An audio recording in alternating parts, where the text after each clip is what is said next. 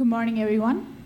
Welcome to Day 2's panel discussion in collaboration with Spectrum, the Media Department's Inclusivity Club, on a topic that is extremely important to address in today's diverse world: accessibility and inclusivity in the world of AI. I have two industry professionals with me, Ms. USHA and Ms. NAYANTARA, with us today. Why is this so important? To answer this question, I would like to narrate a small case study.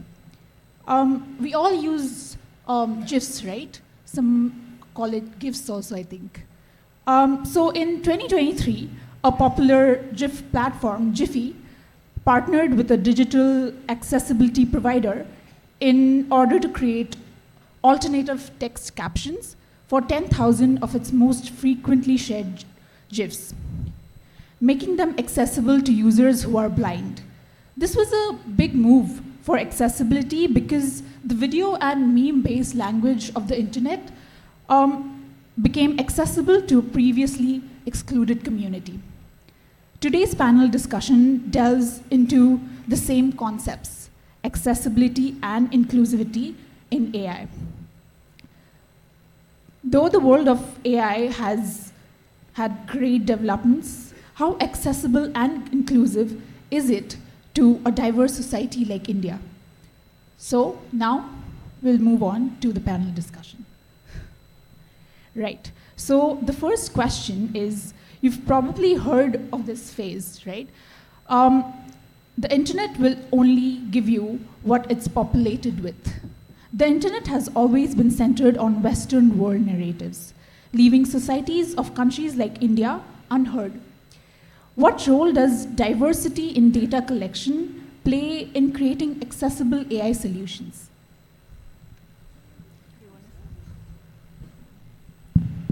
Thanks, Ananya.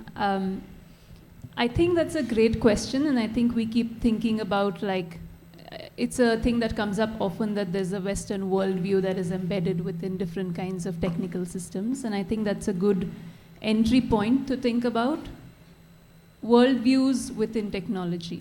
I think to set like the stage for some of my interventions, I first want to demystify what we think of as data, because data is often thought of as something that is very objective, that is truth-telling, that is factual, that is a neutral thing, right? And mainly neutral, and this is also very true of digital technologies. Digital technologies are thought of as neutral. Data is thought of as the fact itself. But data is a representation of an observation. And there could be me observing it, there could be you observing it. There's different ways of thinking about data, right? But I think I want to talk about a concept, like a theory that is espoused by this academic scholar called Toran Monohan, in thinking about discrimination embedded within technologies that we think of as neutral. So in thinking about gender-based discrimination, but it can apply to any other kinds of discrimination also, he talks about 3 different ways in which technology can be discriminatory in very unintended ways. So for example, the first one is called body discrimination, where, for example, it was found that in a lot of deaths involving car accidents, it was found that men in driver seats were dying much less frequently than women. After a lot of research, it was found that the airbags for the cars were designed by using test subjects that were men. So it wasn't as if it was intended to be discriminatory towards women, but simply because the testing and the prototyping and all of this happened with like subjects that were male, it unintentionally had an effect of discriminating against other kinds of bodies. A second kind of discrimination is use or context discrimination. Now we have a lot of CCTV cameras everywhere with the promise of safety, you know, like especially women's safety. So, but if you think of like a CCTV camera within an apartment complex, I think the kind of impact that has on women residents might be really different from the kind of impact that it has on male residents. The kind of surveillance gaze that comes upon young women. Who are you bringing home? What are you wearing? Those kinds of questions are a lot more present for a certain type of person than a different type of person. So technologies, in this case, in this example, CCTV cameras also take on the context or the use cases in which they are based, which sometimes are very discriminatory. And and a third type is called discrimination by abstraction, and this is very common in digital technologies. What does this mean? This means that when you reduce people or when you reduce social contexts into data points, you are stripping away all the context from the people there. So you're treating someone who's like a 25-year-old male who has support from his parents financially, and you're treating like a single mother that is doing like 3 jobs at the same par, because you're just thinking of them as these 2 data points within my system who I'm going to interrogate, I'm going to treat them as comparable subjects without thinking about their social situations and realities and so on. All of this a long-winded way to say that there can be different kinds of biases, discriminations embedded within technologies, and data like that is not a neutral thing. It is about who is observing information, how are you recording it, in whose trust are you keeping this or storing this data. There's all of these questions that come up around the question of data. So when you ask me about Western worldviews, I agree with you. I think there are a lot of technologies, especially AI technologies, a lot of parts of the supply chain are based in the global north. It has a massive, profound influence in the ways in which we use it. But the counter question is there a singular Indian data worldview? Like, what is the alternative to the Western worldview? There is no single, like, broad Indian worldview that you want to embed. And I think even within our social context, we have many kinds of hegemonic structures. We have many kinds of problematics. We have many kinds of discriminatory structures that are amidst us. So I think it's a great question, but I think we need to be careful when we think about. I'm not saying that the Western worldview shouldn't be dismantled, but I think it's a very easy vacuum then to fill with other kinds of more homegrown hegemonies. So I think we need to carefully think about these questions of de-biasing, because when you think of bias, you're thinking of a certain worldview, a certain kind of perspective. But the idea of de-biasing makes you think that there is some elemental, truthful, objective state to which it can be restored to. That's not the case. You're just filling it with a different kind of worldview, and we need to be really careful in constructing and being thoughtful about what that alternative worldview should be, if that makes sense. Yeah, thank you, Ananya, and thank you, Nayantara, and thank you everyone for the audience for coming here, and for the organizers for inviting me for this panel. So my views on diversity of data, I'll start with the context of product design. So when you take product design, you take any famous products, Adobe Photoshop and all these things, there is a lot of thought process which goes into the design of UX and UI. So for any UX UI design, they'll have to do testing and interview with a lot of people before they finalize the design.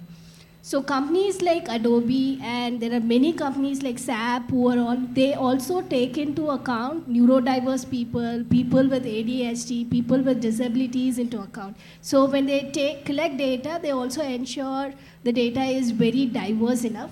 I know this personally with Adobe because I had been there for a session for AI for Autism. And my session was filled with people from UX, UI, and product design people. In comparison with AI people, I had a lot of product design people because they are very curious and more interested to know how neurodiverse people function. So they can, incorporate their needs into the product design. So diversity of data is very important in that case. And you take any website design and things like that. So if it's an educational website, and if it's going to be very crowded, Neurodiverse, I do a lot of advocacy for autism and neurodiversity in particular. I know for sure the neurodiverse people find it very overwhelming if the design is going to be too cluttered. So they want designs to be in a very ordered fashion and things like that. And they want things to be in place. If that equilibrium is disturbed, then they'll have a meltdown. You might think it's a very simple thing, but for them it matters a lot. And they're very color sensitive and they're very visual people. So it's very important when you design a product, you might have to interview people from across all diversities as well. That's very important in diversity when you design products in this intersection of AI and tech. And the other things, diversity, and there are other case studies which is very interesting, which is out there, which is very famous when you take diversity of data. These are very important case studies which comes in. One of the famous examples is about Joy Bolomi from MIT. I think this also came as a Netflix movie as well. So she is one of the black women scientists from MIT, and she once tried to enter the campus using some kind of an AI, I think facial recognition system, and the facial recognition system did not allow her to enter the campus. Because then she discovered that facial recognition system was trained only using white people. So it was, capturing, the black people as, it was not allowing them to enter. And so it's very important when you train data, you should have, the diversity. This is one very important example which is used to be highlighted at a lot of places. The other important example is about Amazon hiring system. So in US, this was like few years back. Right now with, the hiring systems are pretty good. But this was like several years back, 6-7 years back, there was a case study from Amazon specifically. Amazon hiring system was not hiring women at all. It was only picking up male resumes. Because the underlying AI system was trained only on males, male resumes, and it was not picking up women resumes. This is one use case. And there are several other use cases where the underlying data did not have diversity. But all these examples are like 5-7 years back. I think right now in the last 3-4 years, there's a lot of advocacy around diversity of data. There's a lot of voices. There's a lot of, communities, even based out of India, which I personally know, coming out and raising their voices. So we are in a good phase right now, but there's still a lot to go when it comes for diversity of data. Right. So the second question is, tech and AI are almost always urban-centric conversations. What are some of the developments happening in suburban and rural communities, and how can we ensure that they too are included in AI? I think a good thing to think about when we think about AI is the question of why. Why do you want to apply AI in any particular context, right? Like we think that it is a settled and a given matter that application of AI in a particular context is beneficial. But I think that is highly contested for different reasons. And Usha was just talking about the context of the MIT researcher whose face was not recognized by the facial recognition systems, and how she kind of highlighted this question of discriminatory exclusion, right? Like the facial recognition technology being unable to recognize black faces because it was not trained on these faces, or it was not like optimized for these faces. But while we think about discriminatory exclusion, I want to bring up another concept called predatory inclusion. It's not as if inclusion is always a good thing when these technologies are used towards discriminatory ends. Now, a lot of black communities in the US, for example, were actually happy to not have their faces recognized by facial recognition systems, because these systems were used for predictive policing on the streets. You have all of these cameras that are making inferences on the basis of like racially profiling you, and then using the fact that, you know, black people are more likely to be policed, are more likely to be persecuted, like those kinds of trends were being reproduced through these facial recognition technologies. So do you want to be included in a system that discriminates against you? I think that is also a question. And I think when it comes to AI, the other kind of high-level point I want to make, the first one that I made was to not think of data as like this objective truth-telling thing, but to think of data as a situated observation made by a particular person with particular interests, with particular devices, and, you know, for a particular agenda. Now, the second thing that I want to set the stage with is the fact that AI is not a technical descriptor. It's a marketing umbrella term to talk about a lot of different kinds of technologies, right? Like you have everything from large language models to like computer vision technologies to you have predictive machine learning models. You have very different kinds of technologies used for very different kinds of purposes in very different kinds of sectors, all under the umbrella of artificial intelligence, because it's a very marketable, attractive term that has a lot of influence and has a lot of currency in the present day in society. So I think that's the second thing. And when we think about like, oh, should we include like rural people in AI? What exactly are we talking about? We need to be more specific about what kinds of AI trained on what kinds of data, what kinds of models is being used in which context, and for what purpose, right? Now, if you have AI for healthcare, great, sounds great, but if it's a matter of we have 10 ambulances and there are 100 people looking for ambulances, I'm going to use a data-driven technology to triage and like, you know, prioritize who amongst these requires the ambulance the fastest. Maybe I train my data system to think that, oh, is it someone more than 90 years old? Then that person's life is less valuable than someone that is 60 years old. Or like, you know, do we want to be putting resources in prioritizing through data how we spend those 10 ambulances on 100 people? Or do we want to be putting that money into having 90 more ambulances? Right? We have to think carefully about what exactly are so-called AI systems being applied to, with what promise, who is it exactly benefiting, and what kinds of infrastructure is it replacing?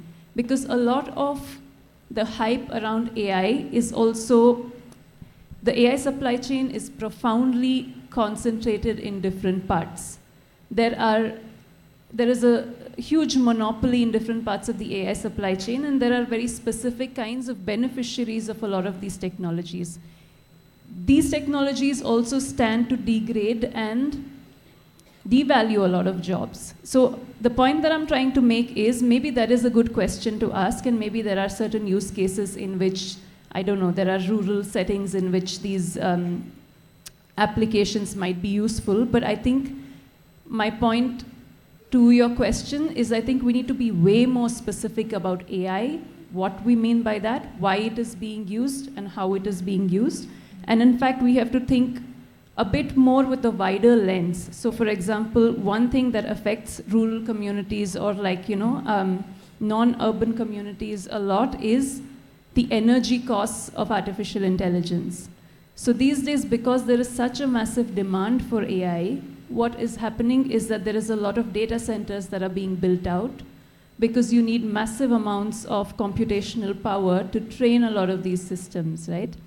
And what does that mean? That means that you have to build like massive data centers to train the models, massive data centers to do what is called inference. That is when you ask a question to a generative AI system, like what is embedded within Google search, that generates new information, right? That also requires a lot of energy.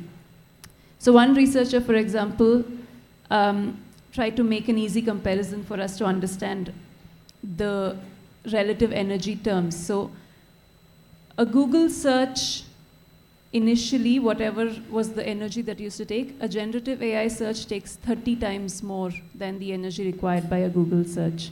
Or for example, producing a high definition like an image using AI consumes the same amount of energy as like fully charging your phone. I don't know if that gives you a scale or a sense of like the kinds of energy costs, but it's like huge, it's massive. And one of the ways that rural communities are impacted by AI is that a lot of data centers are also being located in places like that. What that means is not just like energy consumption, that also means a lot of water consumption for cooling these data centers. So a lot of these kinds of environmental impacts of AI are disproportionately felt also in places like that. So I don't know if I think that doesn't directly answer your question, but I hope that brought a few more considerations into the mix. So this is a very multi-dimensional question, and I'll answer this question from a different dimensions. One of the factors is how you can employ people from the rural space. So when it comes for employability of people in AI, especially from the rural space, especially from the diversity, disabled people or neurodiverse people and things like that. So there is one startup which I would particularly like to highlight about. It's Karya AI. It's been founded by ex-Microsoft employees and other very famous AI people. And this particular startup specifically, and they've got very big clients, Google, Microsoft, all the big names in AI corporates, you can name it, and it will be their clients. You can just go and check out the website as well. So they specifically employ people from underprivileged and rural backgrounds. And they're very quite successful as well. So in terms of employing people from rural, so this is a different dimension. So other dimension of employing, when it comes for rural communities, can you solve problems for rural communities using AI? That's another dimension. In terms of that dimension, there was recently one of the not-for-profit startup which is funded by Nandan Nilekani. It's based out of Bangalore only.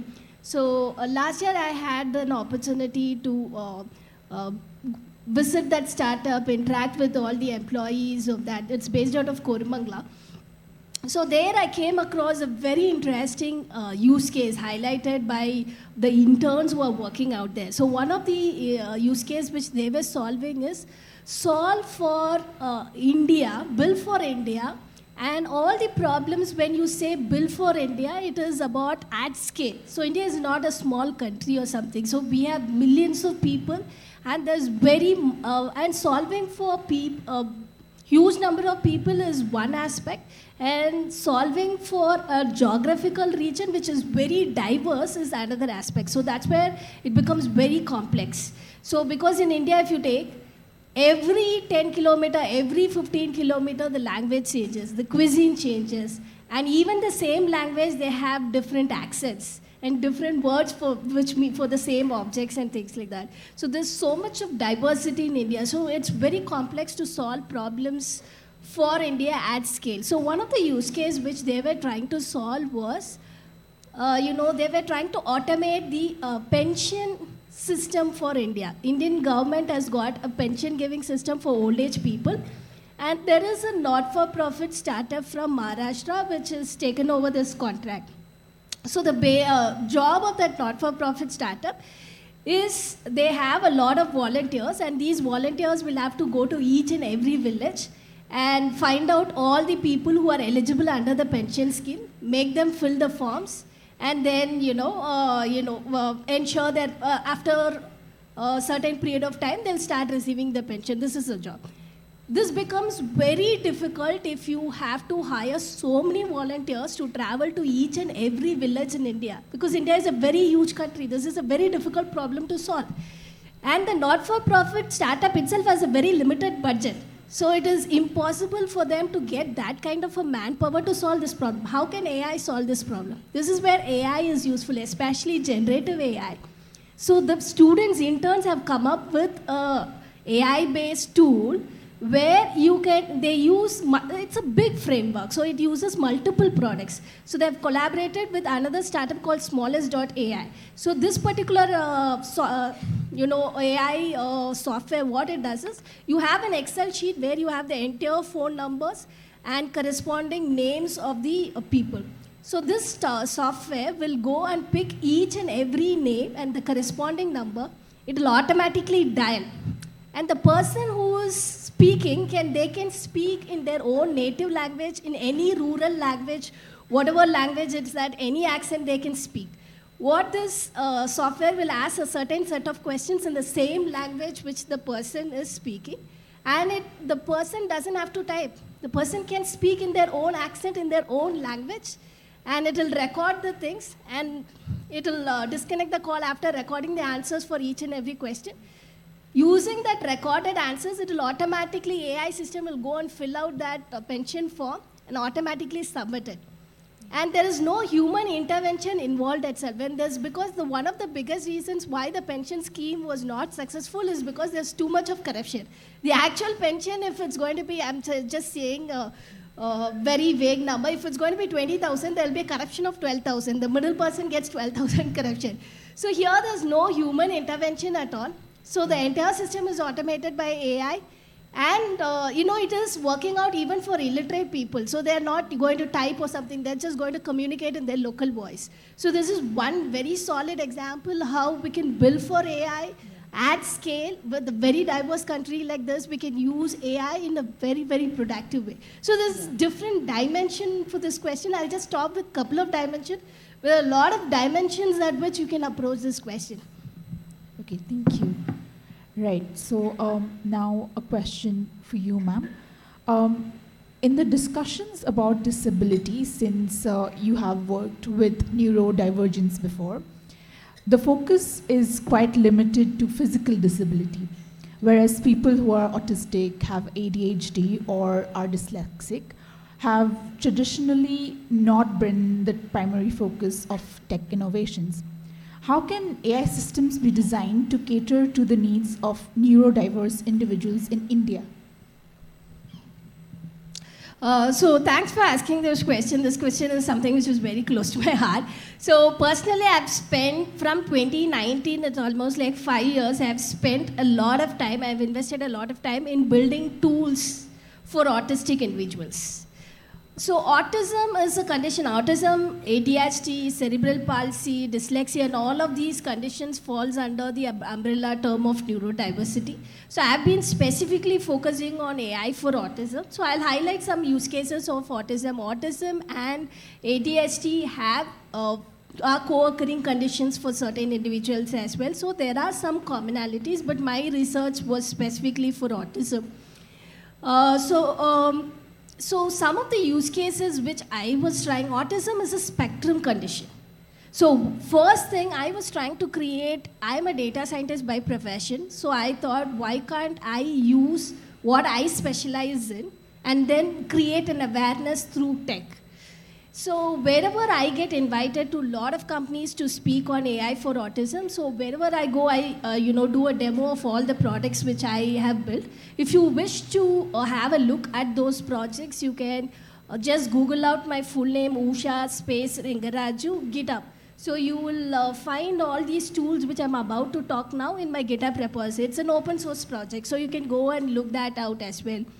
So some of the use cases which I've been dealing with, since autism is a spectrum condition, there are people on the lower end of the spectrum, there are people on the higher end of the spectrum. Right now, everyone in the world is talking about Elon Musk because every day he is making headlines. So he is openly autistic, he is on the higher end of the spectrum, where he is functioning, he doesn't have intellectual disability, and he is able to do everything on his own. So when you say autism in a lot of places in India, the only thing which they can relate to is people on the lower end of the spectrum. That's again a lot of misconception, and there's a lot of lack of awareness about autism. Autism is a spectrum condition. So there are people with varying abilities in the spectrum. There are people who are fully functioning, who have double masters, who have 2 PhDs and all, and still on the higher end of the spectrum. So there are people on the lower end of the spectrum where they are not able to do their daily day-to-day functioning and they require a caretaker all the time. And there are people with intellectual abilities as well, disabilities as well in the lower end of the spectrum. Again, there are on the lower end of the spectrum, again, you will find people who cannot speak. There is a specific condition called non-speaking autism. So one of the tools which I built is for non-speaking autism. So right now, everyone uses generative AI and all that. The main use of generative AI, large language models, originally was developed to predict the next word. So I built a tool called AAC tool for autistic people. You can find this entire source code in my GitHub repository. You can go and check it out. It's open source. If you're from tech background, if you want to build on top of it, feel free to do it. And so what this tool will do is, people on the lower end of the spectrum, their hands, there is non-speaking autistic specifically, some of them, their hands will be continuously shivering. So they cannot speak and they cannot type also because their hands is continuously shivering, but they can tap. So what this particular tool does is, when they tap first word, I ate apple, when they tap I, it automatically gives the recommendation what the second and third word will be. So instead of typing completely, they can just tap. And these words will also have images because autistic individuals are visual people. So these words will also have images. So they can communicate. They can just, whatever what they want to communicate, they can just tap because it's going to give the next word recommendations continuously. And they can complete the sentence. And finally, once they complete the sentence, they can press on, convert text to voice, and it will convert to voice. Right. So this tool enables non-speaking autistic to communicate. So this is one of the tools. The other tools are about emotion detection. So one of the statistics, when it comes for higher end of the spectrum, during my advocacy, I found a lot of candidates from, they do not have intellectual disability. We found a lot of masters from IIT, Bombay. We found a lot of graduates from ISC going through extreme depression. So the reason, these individuals are intellectually performing really good. They have double masters, they have exceptional brilliance, but still they're going through severe levels of depression. The reason is because they have the social isolation. When you find out the root cause, why there is a social disconnect, why there is a social isolation, everything, the root cause for that is they're not able to communicate effectively. The reason why they're not able to communicate effectively is they're not able to understand the emotions of the other person. So autistic individuals on the higher, not all of them, because this is a spectrum condition, not every individual does not strictly have these features, but majority of them have difficulty understanding facial emotions. Many of them have difficulty understanding body language. So since they're not able to understand facial emotions, they're not able to understand the body language, they're not able to communicate effectively, and that's why there's a social disconnect for them, and they're isolated, and that leads to severe depression. And if you find the statistics, there's 85% of suicidal deaths in the higher end of the spectrum. So there's a lot of statistics which has come out. So some of the use cases which I have built using AI is about how you can use AI. So in fact, if you remember Google Glass, before 2019, 2020, they shut down Google Glass. I think now there's a news they're going to bring back Google Glass. There was a Google Glass device. How many of you have heard of Google Glass? So it was a huge product before 2019. Unfortunately, Google shut it down at 2019, 2020. So this Google Glass is a device. I've developed a prototype, but I've not integrated it with hardware. So the main prototype is you can integrate whatever application which I have built with any hardware. One of the best ways to integrate is with an eyewear. So you can integrate AI in your eyewear. So this AI, this embedded chip in that eyewear will record whichever person is standing in front of them. It will go scan their face, find out facial emotion, find out the body language detection, everything, and communicate to the autistic person. The other person in front of you is angry. Maybe you should change the way you communicate. The other person in front of you is speaking in a sarcastic tone. Maybe you should change the way. So since they cannot understand the emotion, AI will help them understand the emotions and tell it to them. So they'll just have to, use that. They don't have to stress themselves out in understanding the emotions. So this is one of the tools. So I've built a device. I built an AI application which can detect emotions at multiple modalities. Speech is one of the modality which autistic people find difficult. If you, they have difficulties understanding sarcasm. They have difficulty understanding the tonal changes. The non-autistic people, sometimes they increase their volume to convey that they're angry. They use non-verbal cues to communicate their emotions, but autistic people may find it difficult. They will not be able to find out the tonal, they'll not observe the tonal changes or the body language cues and all this. So my AI application will detect emotions at multiple modalities. Speech is one of them, text is the other modality, and third modality is facial emotions and body language. So this is all open source project. I've used all recent technologies. You can, the source code for converting into an Android application, for converting into a Chrome extension, everything is available out there. Just put my full name space GitHub. You'll find out the source code. One, for these emotion detection, I have not integrated with hardware. So if any hardware specialist is there, you can take it out, maybe integrate it and release it as a product in the market. Right now, whatever I have done is in the POC. So these are projects which I've personally done, so I thought I'll share it with you. Thanks for asking the question. Thank you, ma'am. Right. So a question for Nayantara, ma'am. Given your work analyzing data from political ads on social media, how do these ads impact accessibility to information for citizens? Do you think these ads prevent diverse voices and reinforce biases that favor dominant ideologies? The short answer is yes, perhaps. I think the longer answer is just, when you look at your phones, you might find an advertisement for something else than when I look at my phones. And I think that's one. And maybe I'm not being shown something as opposed to others. So the people that are creating ads can not only target specific groups, but they can also exclude other groups. I think, without going into a lot of detail, I think the risk here is that these technologies create, like the ones that you're talking about, which in this case is like recommendation systems within our social media, more specifically targeted ads, create opportunities for basically what I think happens is you and I can like look at a billboard, we can talk about like, oh, I don't agree with that, and like, don't you think that's a funny choice of color for the hat, or like we can have a discussion about it.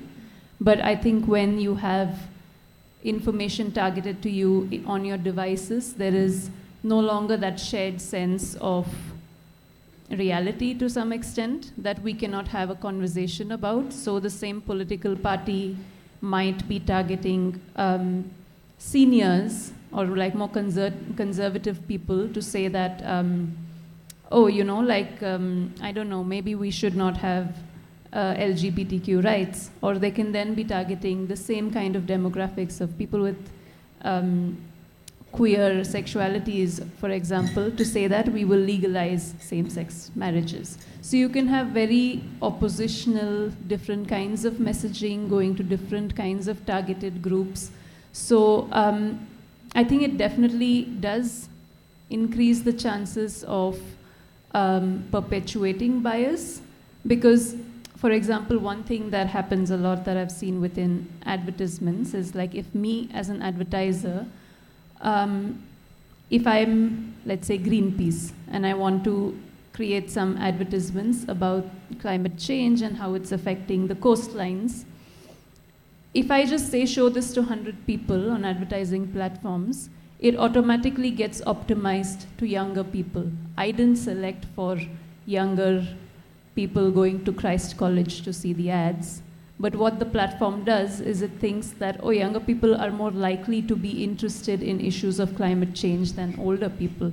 So it is true, maybe, but like, what does that mean for society as a whole, right? Like, what does that mean for the fact that there are political decisions that are that need to happen that are intergenerational, or like these issues are not limited to, you just don't want to preach to the choir, for example. So I think, yes, there are chances of these things, these technologies optimizing for existing biases rather than trying to change them.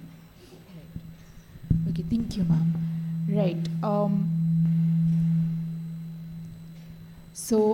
To conclude this discussion, would you please tell us a little more about your journey in AI and the tech world, and any advice that you would like to give these upcoming AI and tech enthusiasts?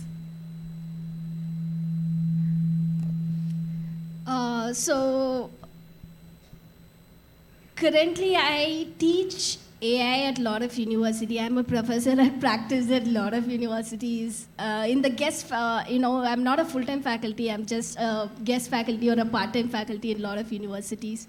So I meet a lot of students over the weekends and things like that. I see a lot of people who are passionate about AI. They want to get a job in AI.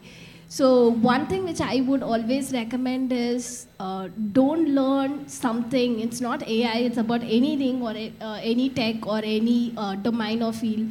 Always find out why you're interested. Ask this question. Don't take up any course or a program just because everyone around you is learning it.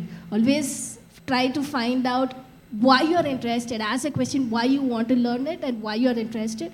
This interrogation and this particular thing is something which a lot of students fail to do. I would recommend try that out. So AI is currently hot in the market, but you never know what will happen 5 years or 10 years down the lane. So when it goes out of scope, or when it's not going to be, and there's something else which is going to come up, next big thing, and if you do not have that deep connection with whatever you took up, at that point of time it's going to get difficult. That's just an feedback or whatever you can just think, which I would say. With regards to my journey, I didn't start out to become a data scientist. So I am an accidental data scientist, I would say, like the accidental prime minister, like I'm an accidental data scientist. So I wanted to get into fintech world. So I was wanted to become an investment banker. So I'd back around 2016, 2017 and all, becoming an investment banker was my dream. So I was taking the CFA exams. I was taking a short professional break to take CFA exams and all that. That's when I came across a lot of AI courses in data, Coursera and all that. So I was just upskilling. I have a very curious mind, so I read about everything. It's not just AI. At that time, I was also reading about psychology. I was reading about branding, personal branding. I was reading about topics like negotiation, nutrition and things like that. So AI was also one such topic which I took up around 2016, 2017. I was just upskilling myself. So there was a startup which was a consulting firm which is based out of Mysore. They were looking for a candidate for a part-time job. They wanted somebody who has very deep knowledge in investment banking and AI because they want to build an AI-based trading system. So I got a part-time side gig while I was preparing for my CA. That was how I got started with AI.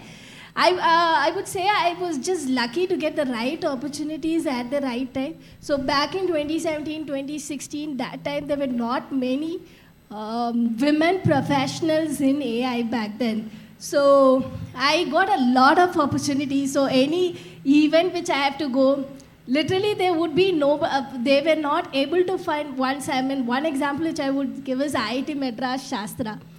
So being like a chief guest in IIT Madras, to be invited by IIT Madras Computer Science Department is a dream come true for anyone.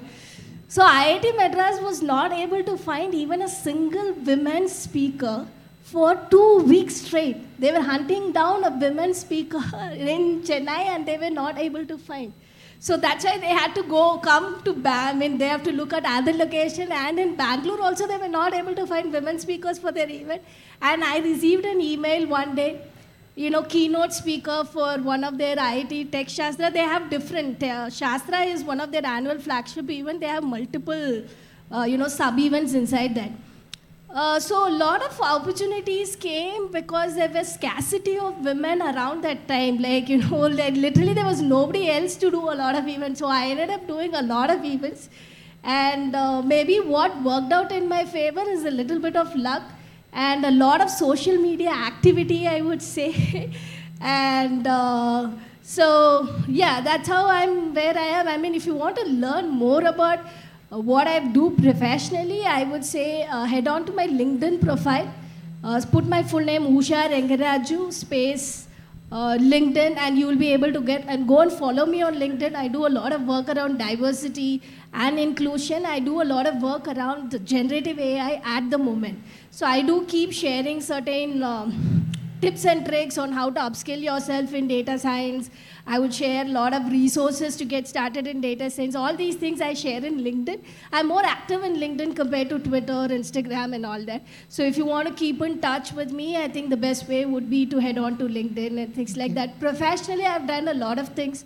I'm very active with the Keras. There are a lot of core libraries for data science like Keras, PyTorch, TensorFlow, and all that. I've recently contributed to Keras Hub, which is one of the recent libraries to come out from Google. And I'm also a Kaggle Grandmaster. Kaggle is a competitive data science for where you can go and upskill yourself. So you can, my name in Kaggle is TensorGirl. So like people keep to have pseudonames or like in Kaggle.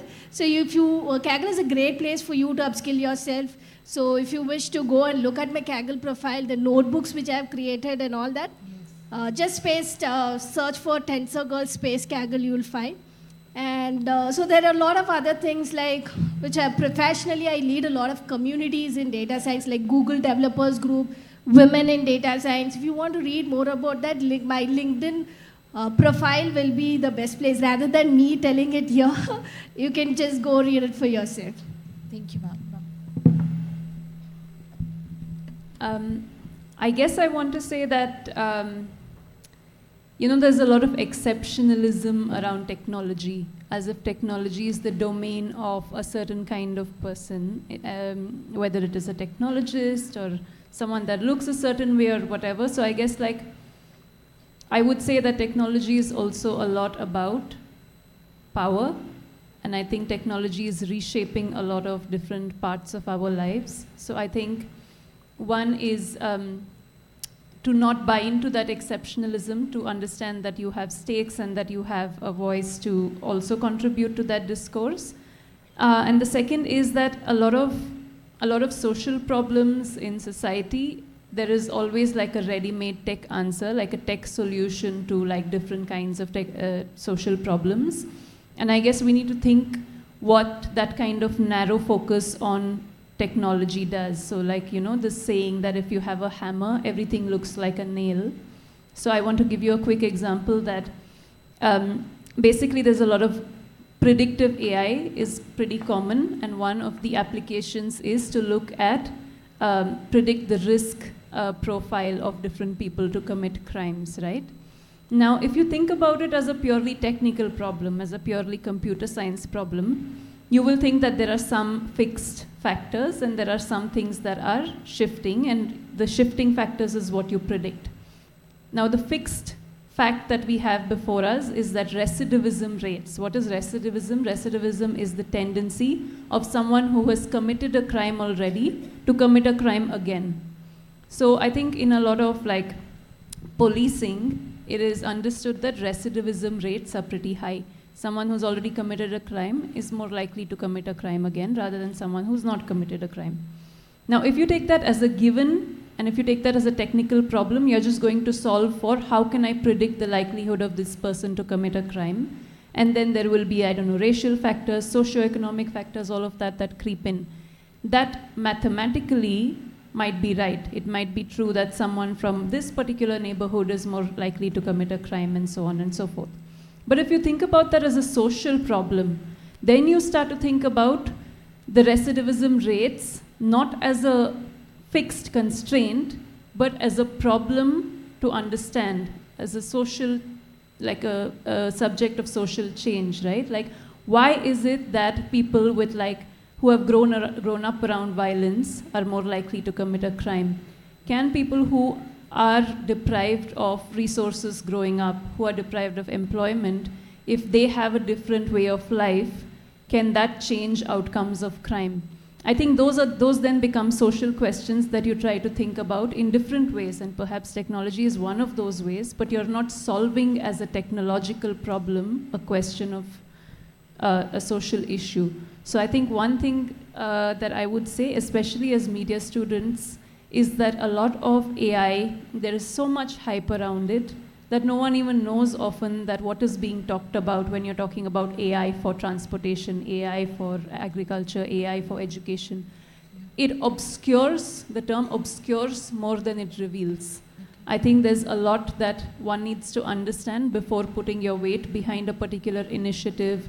You have to understand it also from the point of view of, do we need a technological solution for it? Is this kind of a technological solution the way forward, or is it not? And there's like, countless examples of like how a lot of applications end up hindering different kinds of progress. But I mean, I'll stop at that. Maybe we can get into questions, but as, Yes. yeah. Thank you, ma'am. Thank you.